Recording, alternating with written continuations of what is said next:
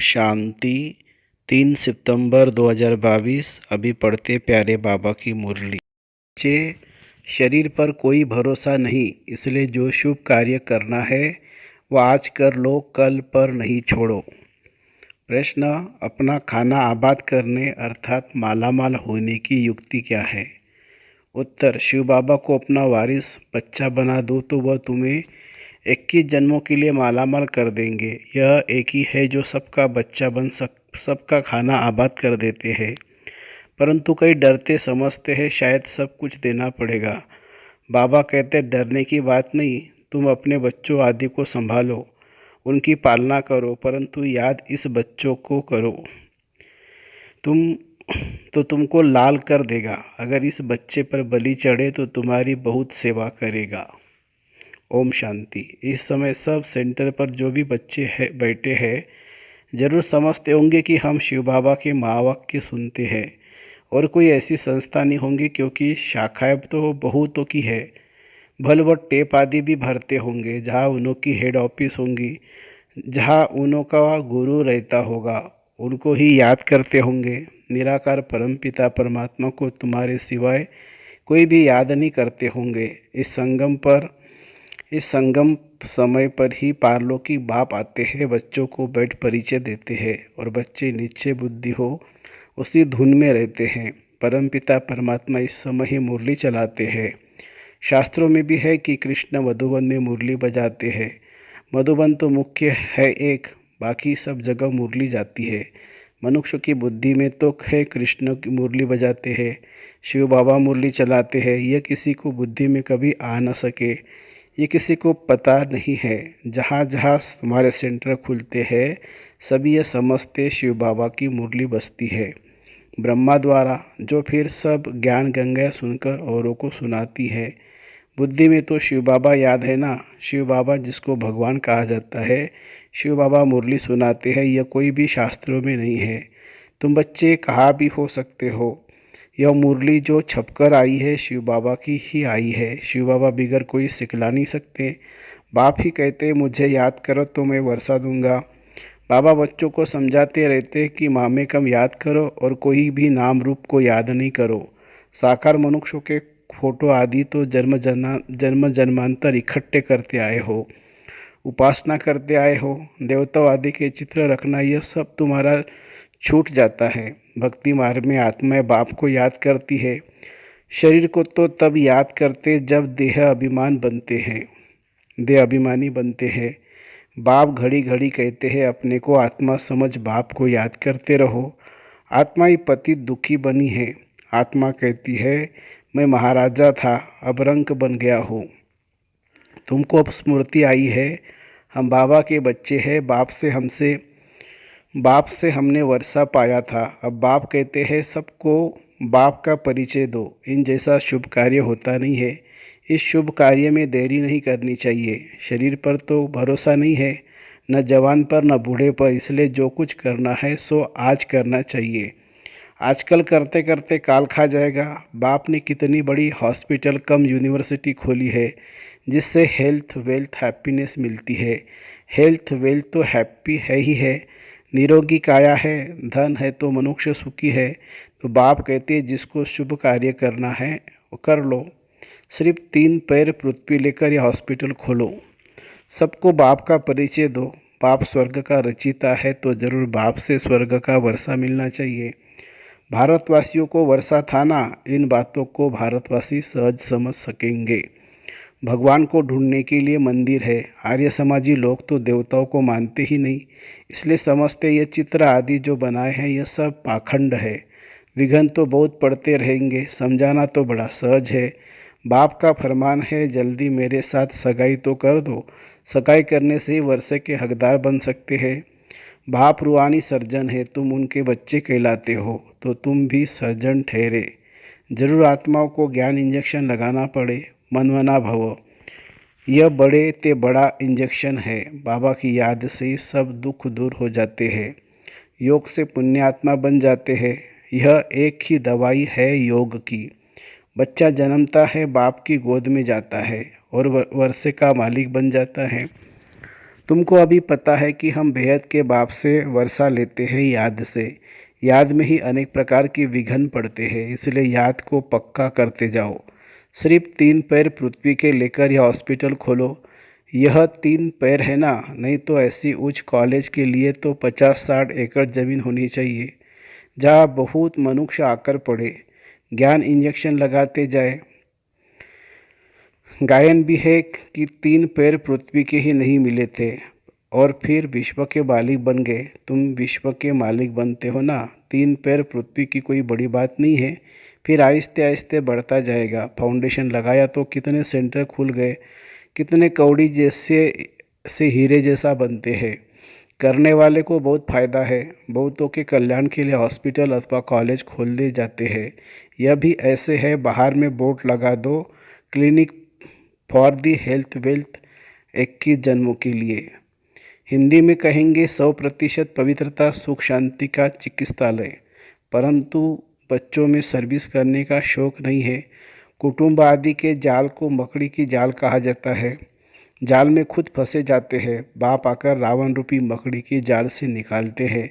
सतयुग में ऐसे नहीं कहेंगे, यहाँ भी आप ही आप जाल में फंस मरते हैं। यह है ही रावण राज्य। कितनी बड़ी रावण की जाल है सारी सृष्टि पर। सभी शोक वाटिका में बैठे हैं। इस रावण की जाल में सब साधु संत आदि फंसे हुए हैं। अब बाप कहते हैं, इन सब को भूल अपने को आत्मा निश्चय करो और सबको यही रास्ता बताते रहो। यह सृष्टि चक्र का राज दूसरों को बता नहीं सकते। बाप कहते, इन सब को छोड़ मामेकम याद करो। याद से तुम्हारे सब पाप मिट जाएंगे। शुभ कार्य में देरी नहीं करनी चाहिए। मिसाल भी देते, देरी करते करते मर जाते हैं। फिर भोग पर जब वह आत्मा आती है तो फिर बहुत रोती है। फिर बोला जाता है, तुमने देरी की, आजकल करते करते काल खा गया, अब ज्ञान तो उठा नहीं सकते। ऐसे ऐसे उलाना दिया जाता है। बहुत बच्चे ख्याल करते हैं अच्छा कल यह करेंगे, फिर मर जाते हैं। इसलिए समझाया जाता है ममत्व छोड़ दो। लौकिक संबंधी तुम्हारा कोई कल्याण करने वाले नहीं है।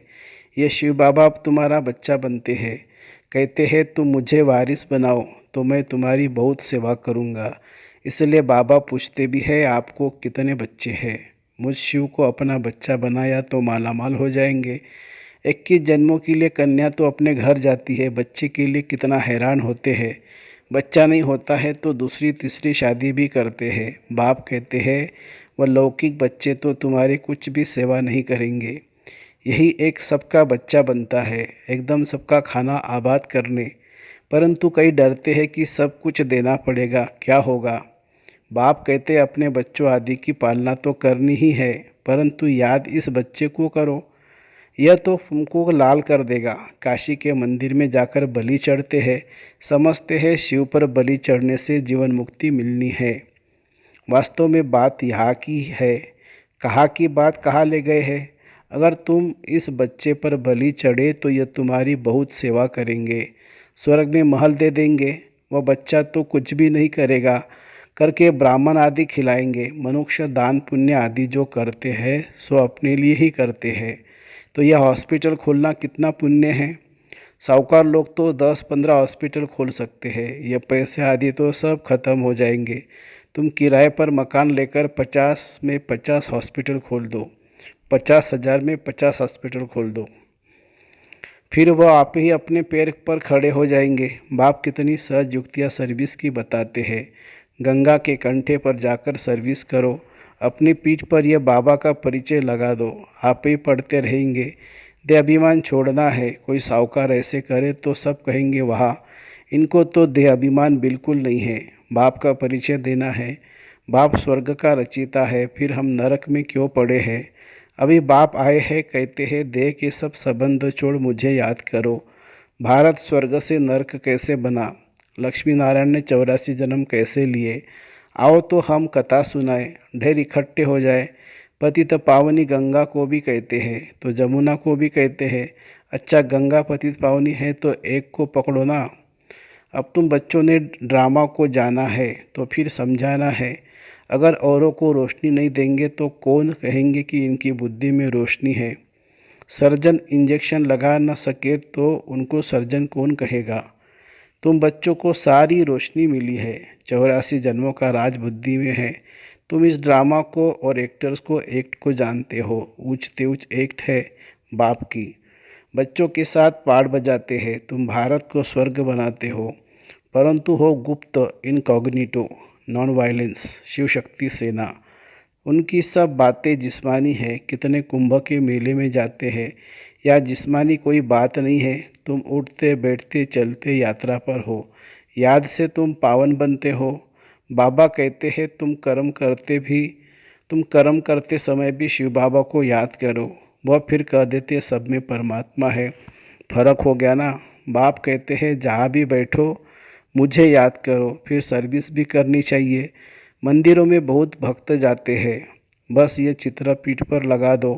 बाप का परिचय देते रहो। युक्तियाँ तो बहुत बतलाते हैं, शमशान में जाकर समझाओ निराकार बाप की महिमा और श्री कृष्ण की महिमा। अब बताओ गीता का भगवान कौन, साथ में चित्र भी हो। सर्विस तुम बहुत कर सकते हो, फीमेल करे व कोई कुमारी करे तो अहो सौभाग्य। कन्या तो सबसे अच्छी। कन्याओं का कन्हैया बाप है निराकार।